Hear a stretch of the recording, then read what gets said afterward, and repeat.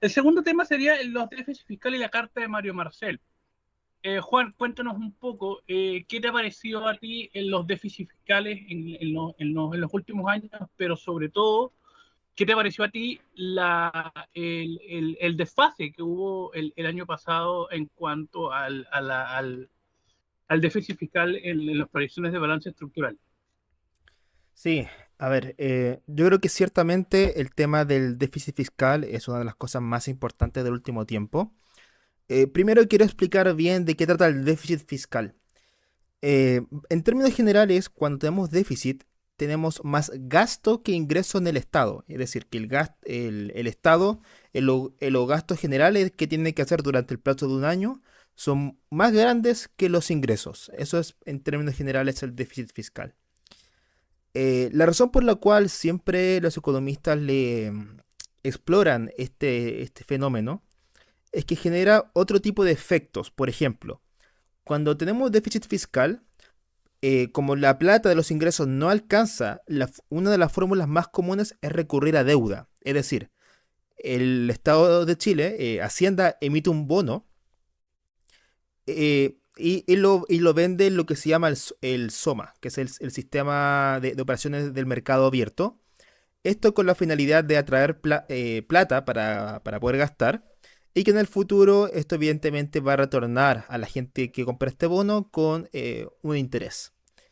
La última vez que vi este dato fluctúa entre el 5,5% aproximadamente y Chile es el segundo país de América Latina que tiene, por ejemplo, un riesgo país más bajo. El primero es Uruguay y luego viene Chile. Chile está en torno a los 110 aproximadamente puntos base, 110, 120, la última vez que revisé el dato. Es súper relevante para este tipo de cosas, es que el déficit fiscal no se nos vaya de las manos. Pasa muchas veces de que los países tienen crisis por esto, tienen crisis de deuda. Empiezan a gastar más de lo que pueden, la relación deuda-producto se deteriora muchísimo, los intereses que tienen que pagar año a año son cada vez más altos y son progresivamente más altos y esto hace que lleguen a un momento en que los asfixia. Y por eso es que hay que tener la deuda relativamente controlada para evitar este tipo de fenómenos y problemas. Con respecto al déficit fiscal, quiero recomendar primero un dato. Hay la página de la DIPRES.cl. Ustedes pueden ver, cuando van abajo en la página y van hacia la derecha, pueden ver el déficit fiscal efectivo, mes a mes. El año 2024 cerró con aproximadamente un déficit fiscal de 2,9% del producto. Este 2,9 era bastante alto y el informe de finanzas públicas había mostrado que el déficit fiscal, ajustando o sea, o cíclicamente ajustado, iba en torno al 3,2. Es un valor bastante alto, dado que no estamos, digamos, en una crisis económica importante. Y si este tipo de déficits son cada vez más recurrentes, lo que va a terminar derivando es, si esto lo tiramos, no sé, a 30 años de déficit constante, es en un problema fiscal enorme. Felipe, en cuanto a esto, ¿qué opinas sobre Total, el tema del interés, el tema de la deuda fiscal? Que la deuda es mala y que por tanto deberemos erradicarla. Fin. No, bueno, hay varios temas ahí, porque si bien es importante tener en consideración lo siguiente, la deuda no es tan importante en general la cifra, pero lo que sí o sea, puede ser relevante en materia de sostenibilidad fiscal, pero aquí lo importante, lo que realmente deberíamos preocuparnos es el interés. Y pensando en cómo ha evolucionado el riesgo país en Chile, sobre todo desde el estallido social, si bien se ha normalizado ahora, pero todavía estamos en niveles medianamente altos, los intereses que hoy día estamos pagando y que vamos a ir pagando a medida que siga aumentando la deuda va a ser mayor. Vamos a endeudarnos con un mayor interés. Y el problema es cómo pagamos ese mayor interés. ¿Vamos a refinanciarnos con más deuda? ¿Vamos a subir impuestos? Yo creo que esas preguntas hay que tenerlas en consideración.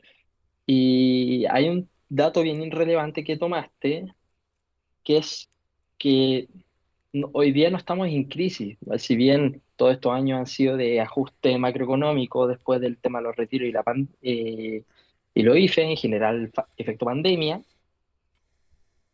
2024 fue un año de normalización, una normalización bastante mediocre, pero de normalización. No tuvimos ninguna crisis, por lo cual, si el gobierno hubiese tenido más cuidado en las proyecciones de ingresos, quizás no estaríamos, y de gastos también en consecuencia, no tendríamos este problema de gran déficit de balance estructural y de balance efectivo, porque hay un dato, el déficit estructural, perdón, para 2024 fue de 3,2%, o sea, es bastante grande y demasiado alejado de lo que se esperaba para el cierre de 2024. Y un balance estructural, perdón, y un balance efectivo de 1,9, que es básicamente, sin contar el efecto cíclico, donde tuviste un déficit de 1% más de lo proyectado. Entonces, a nivel, eso respecto al PIB.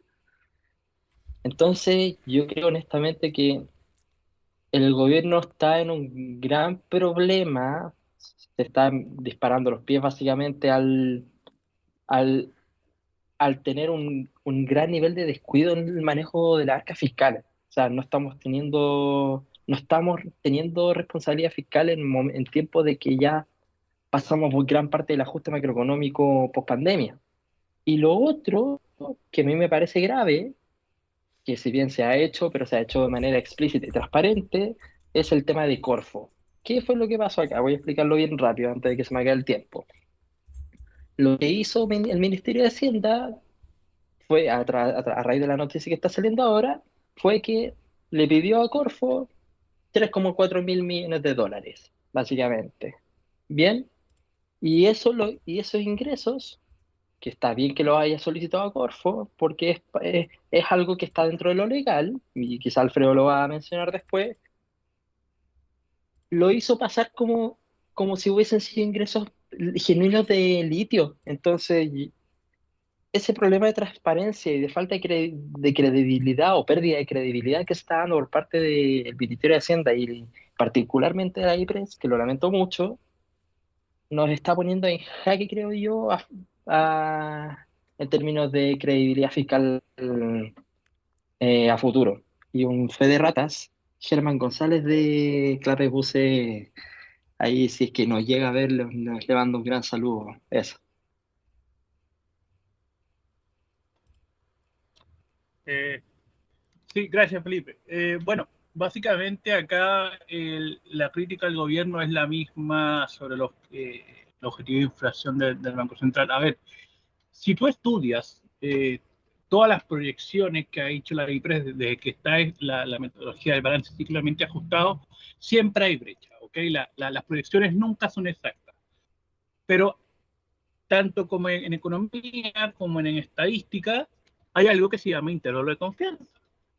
Por tanto, yo sé que las proyecciones que yo voy a hacer no son exactas, no van a ser, no siempre van a ser exactas, pero por eso hay un residuo, por eso hay un error estándar en donde me dice qué tan robustas son estas proyecciones.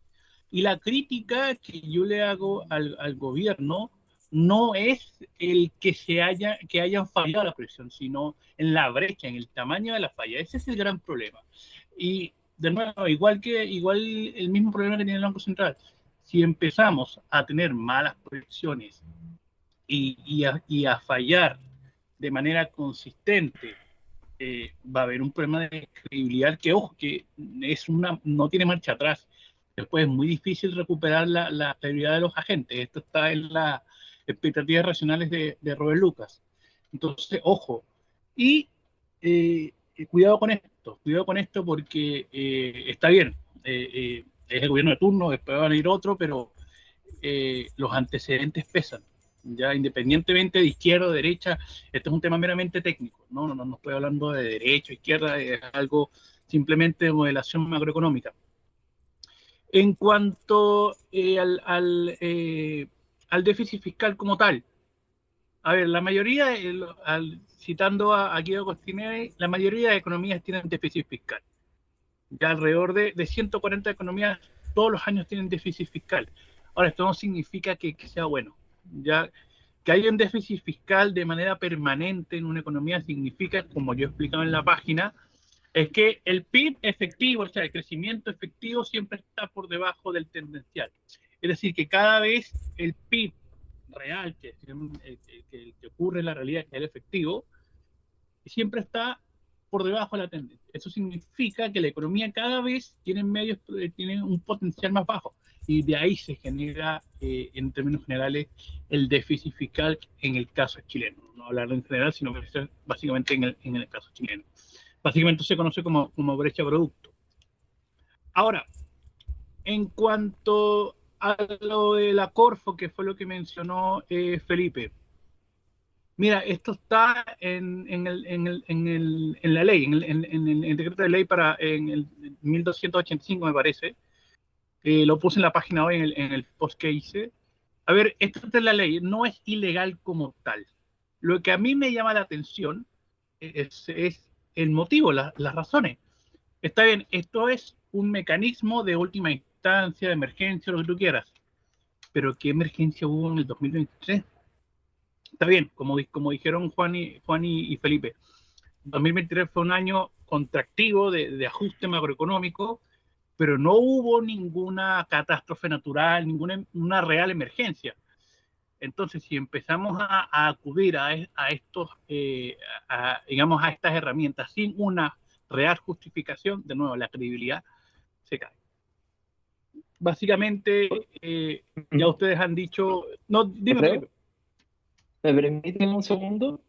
Sí, adelante, sí. Porque hay un tema que creo que se está escapando y que es bien, bien relevante no para contrariar todo lo que hemos dicho, sino para complementar, y es el otro gran problema de de la gestión fiscal, que tiene que ver con el Fondo de Estabilización Económica y Social, el FES. Para el año 2023, por lo que vi de los datos, se retiraron 4.000 millones de dólares también. Entonces, básicamente son 100 millones de dólares que se fueron directo a gasto del gobierno. Ahí no sabemos en qué se gastó. Uno podría suponer que se gastó mucho en gasto corriente, porque en términos de gasto en capital se ha subinvertido mucho. Y ese es otro de los grandes problemas de las prioridades del gobierno. Y como bien dices tú, al final los antecedentes van a pesar y van a pesar mucho.